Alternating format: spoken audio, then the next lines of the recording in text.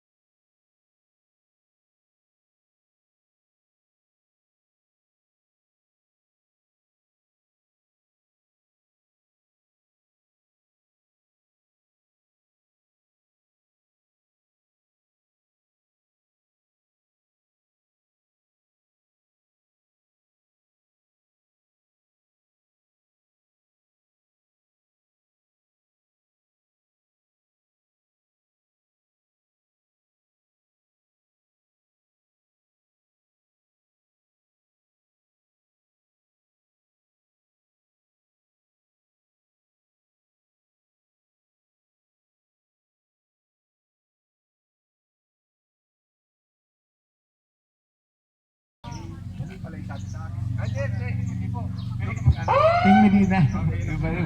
Sige po. Anyway, sige. Ayun. Hello po. Kakapela. Grabe. Actually, kagabi kasi, galing ako Santa Cruz, kaya medyo malat na malat ako late natapos yung Battle of the Bands doon. So, anyway, good morning po, no? Sa inyo lahat. Napadaan lang po ako. Kasi may mga tropa din tayo na sabi, baka gusto niyo pong dumaan dito para magpakilala. So, Tuti Karingal po, tiga Cabuyao. I'm from Cabuyao, Laguna. And last term po, na city councilor doon. So, 3 terms straight, pinalad po tayo maging city councilor. So, graduating. And susubok tayong lumaban ng board member or bukal. Eh, saktong-sakto, sabi nga nabanggit na ako yung singer ng banda Six Cycle Mind, kaya bukal, lista. Bukalista, tama. Bukal, lista. Maraming board member o bukal na tatakbo sa buong Pilipinas, pero ako yung nag-iisang bukal. Lista. Rock and roll. Rock and Yan. roll. Rock and roll. So, ayun po. Sana po, umiikot ako sa iba't ibang lugar, no? Ang district ko, this is the 2nd district, right? So, Cabuyao, wala ako masyadong kilala dito. Yeah. Ang simple lang po naman yung Rock and roll. purpose ko dito, no? Is to have proper representation pagdating sa lalawigan. Because we have to remember, we are a district. So, 2nd district. So, tama lang naman siguro na every town or city and within the district, may isang boses pagdating sa lalawigan. Because it defeats the purpose. Now, we are under a district and all board members are coming from sa isang lugar lang. I don't know kung tama rin po yung pag-iisip nyo sa atin. Because kung isang lugar lang ang meron board member, eh, huwag na tayo magiging distrito. Hindi naman ito tinawag na distrito ng Cabuyao, distrito ng Calamba, o distrito ng Bayo, Los Baños, the 2nd district. So, hindi ko rin sinasabi na ako lang yung iboto yung board member. By all means, elect a board member coming from Calamba. Natural lang yan. Tiga Calamba kayo. If there is somebody from Los Baños, tulungan nyo tiga Los Baños. If there's somebody from Cabuyao, tulungan nyo tiga Cabuyao. Para naman equal lahat. Because we all, each town should have their own. So, ganun lang naman po kasimple. And I'd like to believe, hindi naman po ako makakatapos ng 3 terms straight kung wala naman po akong kwentang tao. You know? So, and that's one thing I can be proud of, na straight ko yung term ko, 9 years dire-diretso. And hopefully, sa laban nga na to, eh, makuha namin. Because for the very first time, wala pa pong board member na nagagaling from Cabuyao. And hopefully, I can change it. I can change that stigma, no? So again, maraming salamat po sa Homeowners Association ng Carmel 1 and 2, Carmel Village. Oo. It's sad nga na ngayon ko lang na ikutan dito kasi siguro kung may mga pakulos ko yung mga Christmas, I could have come and maybe shared a song or two para sa inyo lahat. But, you know, during the pandemic, medyo mahirap yung sitwasyon. But again, I'm still very happy na kahit paano napuntahan ko po kayo. And in the future, if meron po kayong mga pulong ulit, you can always invite me. I can say with all, hindi naman, with bragging rights, no? If you talk to me, ako mismo makakausap nyo. I do not rely everything on my staff. If you talk to me sa Facebook ko, ako makakausap nyo. If you need something, ako mismo nagdadala. Hindi ko inaasa to sa ibang tao. So I'm very personal when it comes to my dealings with my constituents na pag meron kayong kailangan sa akin, ako mismo ang kaharap nyo, not anybody else. So, yun lamang po. Thank you again. And hopefully, I get to see you all soon. And rock and roll sa inyo lahat. Rock and roll. Okay lang naman, ma'am. Pero, meron ba ako ba kayo minus one? Kahit ano, may Bluetooth po ba yan? Do you have a Bluetooth speaker? Is that a Bluetooth speaker? No po. Sino may Bluetooth? Eto, meron akong Bluetooth. Meron tattoo mo, ano yung tattoo mo? Gusto ka. Magaya ko nga yan. Nagka-COVID? Omicron? Wala? Tinamaan ako nung January. Okay na ako ngayon. Okay na ako ngayon. Sige. Paumanhin ha, kasi medyo puyat ako. Narinig niyo naman medyo... Yeah! Palakpakan! Pwede pa lumakas? Sige. Para mapulapok na yung buong subdivision. Okay.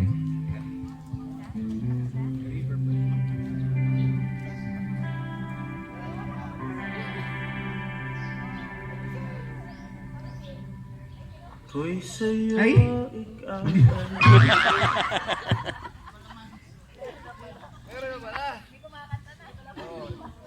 Yun na lang kaya pakinggan nyo. I-play na lang natin. Teka lang.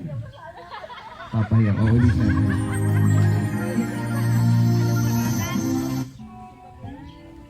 Okay. Sige. Again. Sorry.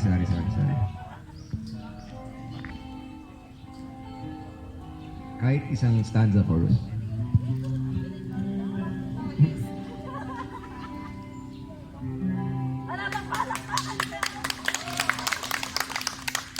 Kung sa'yo, ikaw ay akin. Ganda mo sa paningin. Bigla na concert. Kung ngayon nag-iisa. Yeah. O, tapos na wala.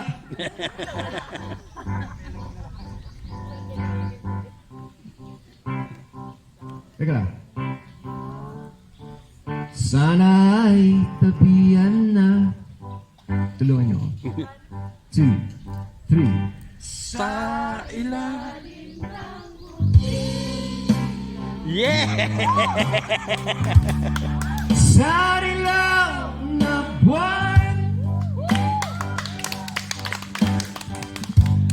pakinggan mo ang aking sigaw. Sa dilaw na buwan, ayokong mabuhay ng malungkot.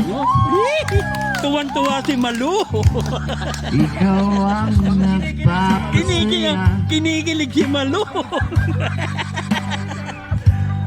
Makasama hanggang sa pagtanda. Halina tayo'y umiga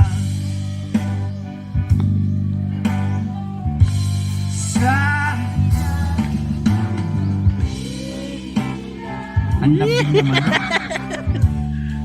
Sa ilaw na buwan. Oh yeah. At pakinggan mo ang aking sigaw. Sa ilaw na buwan. So again, yung banda ko po, Six Cycle Mind, you can follow us on Facebook. At may bago kaming kanta, it's called Langit. It's also out on Spotify, pwede nyo Again muli, ako po si Bukal, Lista Tuti Karingal ng 2nd District ng Laguna. Salamat po sa lahat ng pamunuan dito sa Parang. And sana maayos yung samahan nyo dito sa village. Ayos naman. Stay safe always, lalo na sa ating mga senior.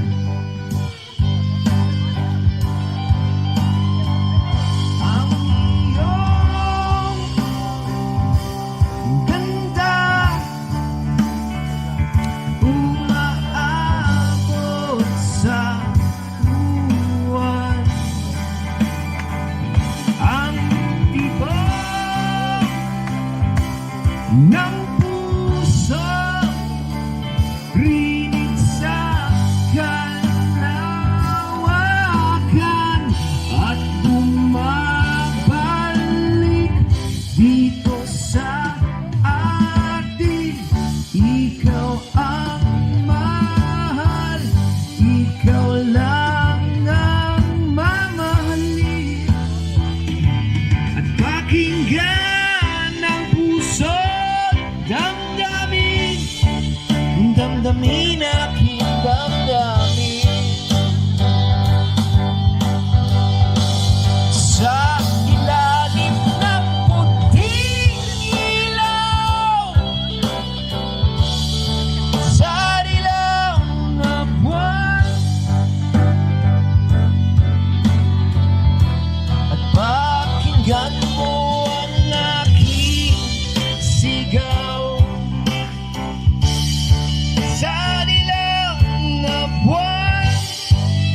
Maraming salamat muli. Thank you so much. Rock and roll po. Tatlo, anything, basta tatlo. Tatlong bagay po nagsisimula sa letter T. Tatlong bagay. Dito ako. 1, 2, 3, 4, 5, Tayo!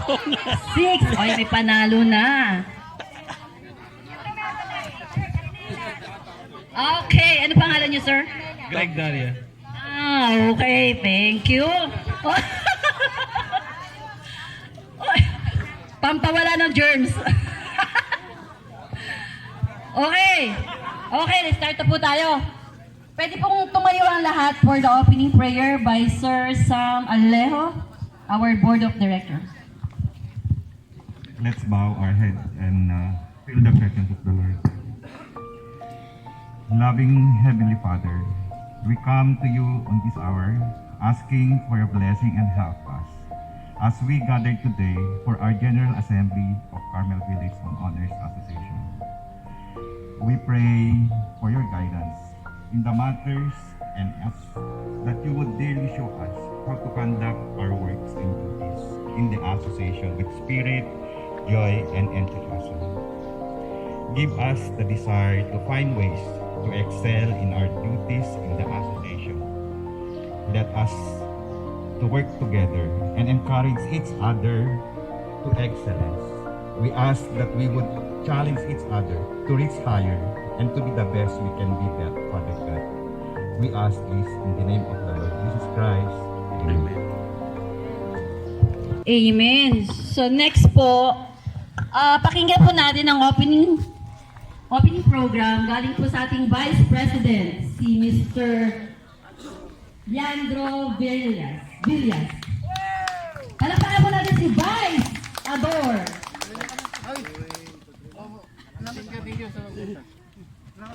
Sige po. Magandang umaga po sa inyong lahat.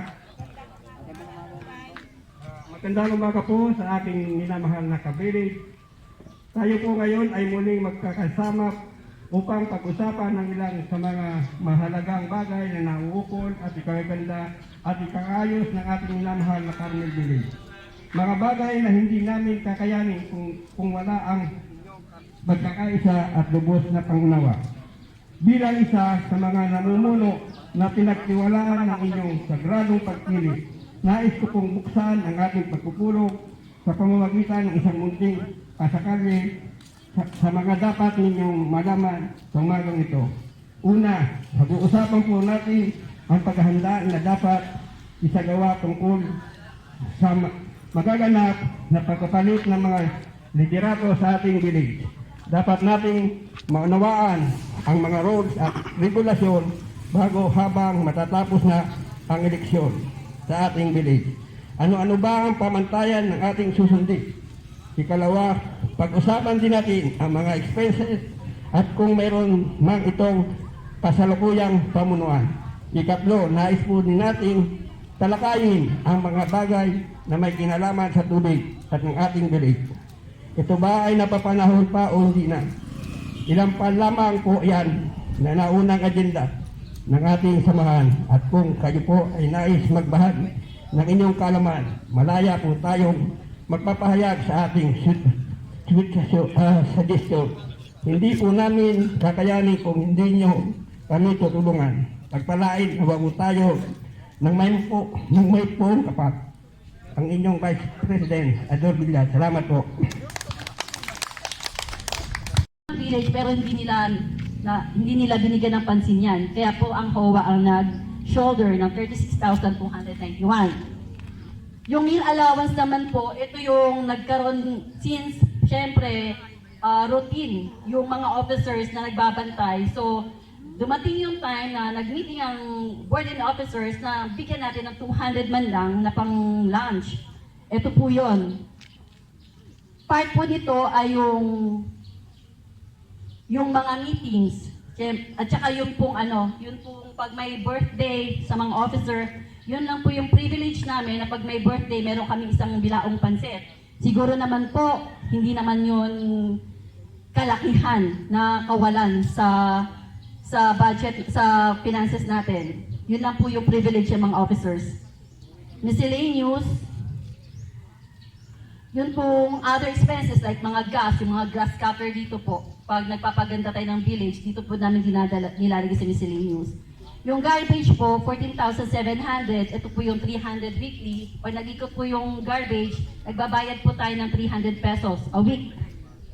And then yung events po, like mga ganito, yung expenses po namin, dito po namin nilalagay. Mga tarpaulin, dito po yun. So for the whole year naman na po yan. So ang expenses po natin for the whole 2021, 940,390 pesos and 77 centavos. Ang revenue po natin for the whole year 2021, 920,103 pesos and 50 centavos. Samantalang po ang expenses natin ay 940. So negative po.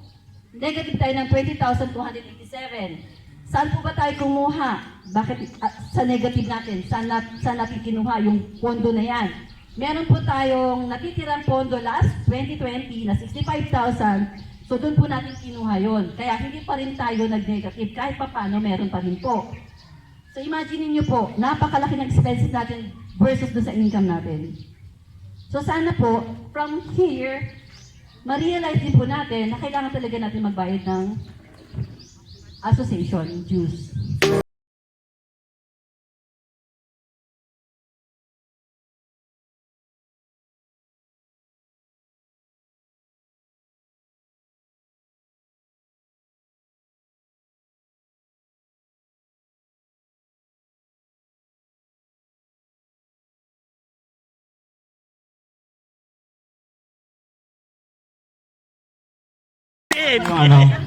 Yung report natin. BBM! Hindi ko kasi mapansin yung yung sa tubig. Di ba? Hindi. Hindi kasi, di ba naman meron sa akin mga ulekta kayo? Oo, kayo, di ba? Hindi ibig sabihin, di ba sabihin nyo na, inyo na kayo na mga ulekta ng tubig. Anong natin doon, benefits?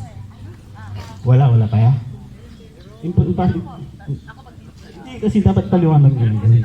Kasi ang alam ko kasi, alam ko mayroon eh. Hindi dapat, hindi po alam ko kasi, doon ang itang problema. Ano meron, Jet? Kasi alam ko mayroon tayo dyan eh. Dapat i-report na rin. Kasi yan lang, hindi nakita ko kasi wala eh. Si actually ako, di pa ako nagbabayad eh. Tubig eh. Oo, kasi gusto ko maging actual. Kasi alam ko may kita tayo dyan eh. Ganyan dito kayo, mamaya dito na, papaliwanag natin. Di ba si kayo nangungulit pa? Oh. Kung may follow-up pang question doon pagtapos naman. Thank you.